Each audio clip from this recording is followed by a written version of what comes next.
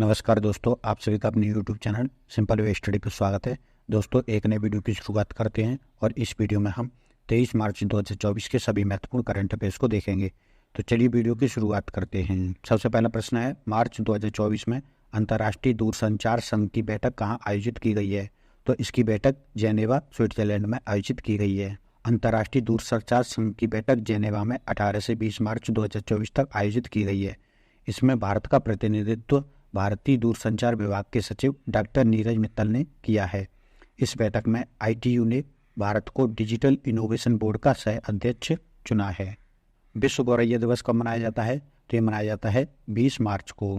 प्रत्येक वर्ष 20 मार्च को नेचर फॉरएवर सोसाइटी, जो भारत की सोसाइटी है, और इकोसिस एक्शन फाउंडेशन, जो फ्रांस का फाउंडेशन है, के सहयोग से विश्व गौरैया दिवस मनाया जाता है। विश्व गौरैया दिवस की स्थापना द नेचर फॉरएवर सोसाइटी के संस्थापक मोहम्मद दिलावर ने की थी। पहली बार यह दिवस 2010 में मनाया गया था।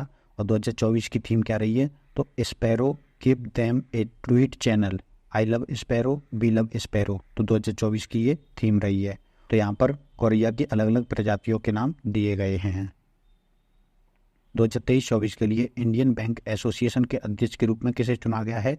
तो ये चुना गया है MB राव को।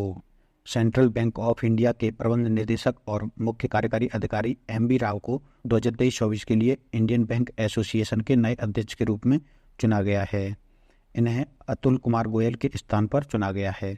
2023-24 के लिए IBA के अन्य पदाधिकारी भी चुने गए हैं, तो जिसमें IBA के 3 नवनिर्वाचित उपाध्यक्ष कौन कौन से बने हैं?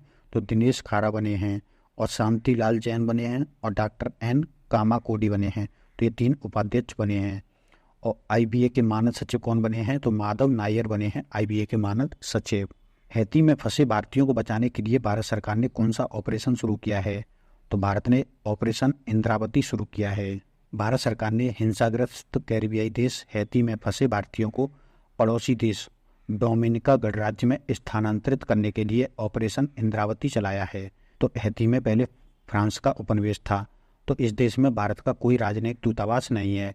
वर्तमान में हैती में ये कार्रवाई जो की जा रही है वो इसके पड़ोसी देश डोमिनिक गणराज्य की राजधानी सेंटो डोमिंगो में स्थित भारतीय राजनयिक मिशन की निगरानी में की जा रही है। तो इसमें आप देख सकते हैं, तो ये है देश हैती और ये है डोमिनिक रिपब्लिक। ठीक है, तो हैती में भारत का कोई भी राजनयिक कार्यालय नहीं है और इस देश में अभी हिंसा चल रही है। तो इस देश से जो है भारतीयों को निकाल करके इसके पड़ोसी देश डोमिनिक रिपब्लिक में भेजा जा रहा है, जहाँ पर भारत का दूतावास है और यहाँ पर शांति है।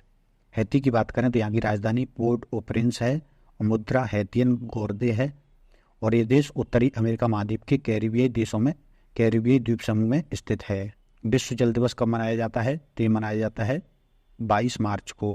प्रत्येक वर्ष 22 मार्च को विश्व जल दिवस मनाया जाता है। वर्ष 1992 में ब्राजील में पर्यावरण और विकास सम्मेलन कार्यक्रम आयोजित किया गया। इसी सम्मेलन में विश्व जल दिवस को मनाए जाने का मुद्दा उठाया गया। इसके बाद संयुक्त राष्ट्र महासभा ने 1992 में इसके प्रस्ताव को अपनाया। इस तरह पहली बार ये 1993 में विश्व जल दिवस मनाया गया। 2024 का विषय क्या रहा है? तो शांति के लिए जल का विषय रहा है। मार्च 2024 में किस देश ने प्रधानमंत्री नरेंद्र मोदी जी को अपने सर्वोच्च नागरिक सम्मान order of the Druk Gyalpo से सम्मानित किया है? तो ये भूटान ने सम्मानित किया है। 22 मार्च 2024 को भूटान के राजा जिग्मे खेसर नामग्याल वांगचुक ने प्रधानमंत्री नरेंद्र मोदी जी को भूटान की 2 दिवसीय यात्रा के दौरान भूटान के सर्वोच्च नागरिक सम्मान order of the Druk Gyalpo से सम्मानित किया है। तो प्रधानमंत्री नरेंद्र मोदी जी को मिले अंतर्राष्ट्रीय सम्मानों की बात करें, PM मोदी दुनिया भर के विभिन्न देशों के अब तक कुल 16 सर्वोच्च राजकीय सम्मान प्राप्त कर चुके हैं। तो अब मार्च 2024 में इन्हें भूटान का सर्वोच्च राजकीय सम्मान मिला है। इससे पहले इन्हें अगस्त 2023 में ग्रीस का दूसरा सर्वोच्च सम्मान मिला था। ठीक है, और उससे पहले जुलाई 2023 में फ्रांस का सर्वोच्च सम्मान मिला था। और शेष ये पूरी सूची यहाँ पर दी गई है, आप पढ़ सकते हैं। लेकिन सिंपली अगर प्रश्न पूछा जाएगा तो ये शुरू के 2-3 नाम दे दिए जाएंगे और पूछ लिया जाएगा कि इनमें से कौन सा नहीं मिला है, या सिंपली ये प्रश्न जो बना है कि किस देश ने हाल ही में सम्मान दिया है, तो ये पूछा जा सकता है। इंडियन स्टील एसोसिएशन के अध्यक्ष के रूप में किसे चुना गया है? तो ये नवीन जिंदल को चुना गया है। प्रसिद्ध उद्योगपति और पूर्व संसद सदस्य नवीन जिंदल को 21 मार्च 2024 को सर्वसम्मति से भारतीय इस्पात संघ यानी इंडियन स्टील एसोसिएशन के अध्यक्ष के रूप में चुना गया है। उन्होंने दिलीप ओमन का स्थान लिया है। भारतीय इस्पात संघ की बात करें तो इसकी स्थापना 2014 में की गई थी। नई दिल्ली में इसका मुख्यालय है और ये राष्ट्रीय और अंतर्राष्ट्रीय दोनों स्तरों पर भारतीय इस्पात उद्योग की आवाज़ बनता है। भारत के कच्चे इस्पात उत्पादन की 65% भाग का ये प्रतिनिधित्व करता है। भारत में इस्पात उद्योग की बात करें तो देश का पहला लौह उद्योग कारखाना 1874 में कुल्टी, आसनसोल, पश्चिम बंगाल में बंगाल आयरन वर्क्स के नाम से स्थापित किया गया था। और पहला आधुनिक इस्पात संयंत्र कौन सा बना था, तो ये जमशेदजी टाटा ने 1907 में Tata iron and steel company की स्थापना की थी, जिसे अब टाटा स्टील के नाम से जाना जाता है। और इसका पहला प्लांट जमशेदपुर, झारखंड में खोला था। उसके बाद दूसरी पंचवर्षीय योजना यानी 1956 से 61 के दौरान 3 प्रमुख स्टील प्लांट लगाए गए थे। तो ये कौन कौन से थे, तो राउरकेला में लगाया गया था 1959 में जर्मनी के सहयोग से उड़ीसा में, और दूसरा भिलाई छत्तीसगढ़ में लगाया गया था 1955 में सोवियत संघ के सहयोग से, और तीसरा दुर्गापुर पश्चिम बंगाल में लगाया गया था 1959 में ब्रिटेन के सहयोग से। तो ये तो तीनों ही दूसरी पंचवर्षीय योजना के समय लगाए गए थे। उसके बाद बोकारो झारखंड में लगाया गया था 1968 में, ये सोवियत संघ के सहयोग से लगाया गया था। तो ये प्रश्न अक्सर पूछा जाता है कि ये कहाँ स्थित हैं, या फिर ऐसे पूछ लेता है कि किस देश के सहयोग से ये लगा है। केंद्रीय प्रत्यक्ष कर बोर्ड द्वारा जारी चालू वित्त वर्ष यानी कि फाइनेंशियल ईयर 23-24 में प्रत्यक्ष कर संग्रह में कितनी वृद्धि दर्ज की गई है, तो ये वृद्धि दर्ज की गई है 19.88% की।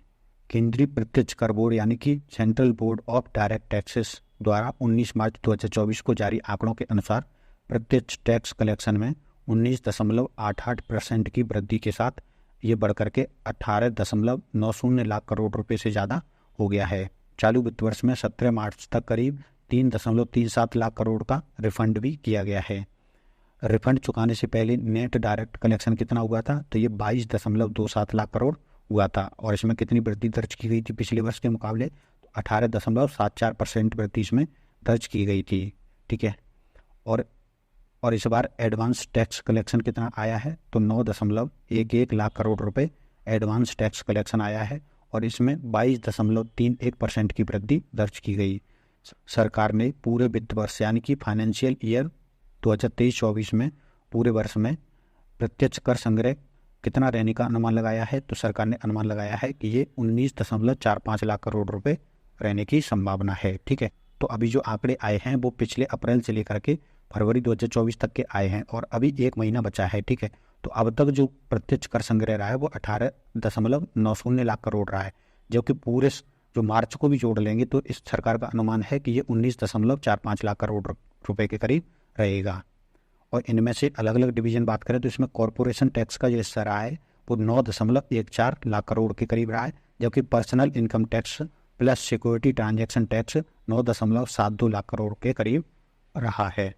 भारतीय रिजर्व बैंक द्वारा जारी आंकड़ों के अनुसार फरवरी 2024 में FDI कितना रहा है, तो ये रहा है $3.05 बिलियन। भारतीय रिजर्व बैंक द्वारा जारी नवीनतम आंकड़ों के अनुसार फरवरी 2024 में भारत का बाहरी FDI प्रतिबद्धताएं 7.8% बढ़कर $3.05 बिलियन हो गई हैं, जो फरवरी 2023 में $2.82 बिलियन थी। और जनवरी 2024 में यह आंकड़ा $2.19 बिलियन था, और इसकी तुलना में अगर देखा जाए तो ये 38.4% बढ़ा है। अलग अलग घटकों में निवेश की बात करें तो इक्विटी प्रतिबद्धताएं घटी हैं। ठीक है, आप इसको पढ़ सकते हैं विस्तार से, जबकि ऋण प्रतिबद्धताएं भी घटी हैं, और गारंटियां सिक्योरिटीज में जो निवेश है वो बढ़ा है। प्रत्यक्ष विदेशी निवेश क्या होता है, तो किसी एक देश की कंपनी या व्यक्ति द्वारा दूसरे देश में किया गया निवेश प्रत्यक्ष विदेशी निवेश कहलाता है। ये मुख्यतः 2 प्रकार का होता है, ग्रीनफील्ड और ब्राउनफील्ड। ग्राउंडफील्ड क्या होता है, तो जब कोई व्यक्ति नई कंपनी में निवेश करता है तो वो ग्रीनफील्ड कहलाता है। ब्राउनफील्ड क्या होता है, तो ब्राउनफील्ड पहले से स्थापित कोई कंपनी होती है, उसके शेयर खरीद लेता है या उसमें जो है निवेश करता है, उसमें हिस्सेदारी खरीदता है, तो वो ब्राउनफील्ड निवेश कहलाता है। ग्रीनफील्ड निवेश किसी भी देश के लिए अच्छा माना जाता है, ब्राउनफील्ड निवेश अच्छा नहीं माना जाता है। अब हम अन्य महत्वपूर्ण खबरें देख लेते हैं। तो इसमें पहली खबर है, भारतीय टेबल टेनिस खिलाड़ी जी सातियान ने 21 मार्च 2024 को लेबनान में आयोजित WTT feeder Beirut 2024 table tennis tournament में भारतीय खिलाड़ी मानव विकास ठक्कर को हरा करके इसका पुरुष एकल का खिताब जीता है, जबकि इसी टूर्नामेंट में दिया चितले और मानुष सा ने मिश्रित युगल का खिताब जीता है।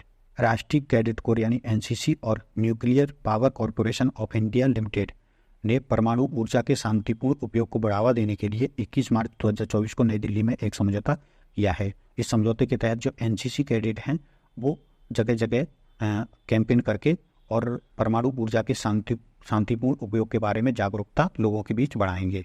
भारत, मोजाम्बिक, तंजानिया, ठीक है, तो इन तीनों ने ट्राइलेटरल यानी कि ट्रिलेट अभ्यास के दूसरे संस्करण का आयोजन 21 से 29 मार्च 2024 तक इन तीनों का किया जा रहा है। इस वर्ष इसका आयोजन तंजानिया के जंजीबार और मोजाम्बिक के मपूतो बंदरगाहों में किया जा रहा है। तो इन भारत, मोजाम्बिक और तंजानिया के बीच एक त्रिपक्षीय अभ्यास का आयोजन किया जा रहा है और ये इसका दूसरा संस्करण है। तो दोस्तों, ये थे हमारे 23 मार्च 2024 के सभी महत्वपूर्ण करंट अफेयर्स। इस वीडियो में फिलहाल इतना ही। अगर आपको ये वीडियो पसंद आया है तो वीडियो को लाइक कर दीजिए, चैनल को सब्सक्राइब कर लीजिए एवं अपने दोस्तों तक भी शेयर कर दीजिए। धन्यवाद।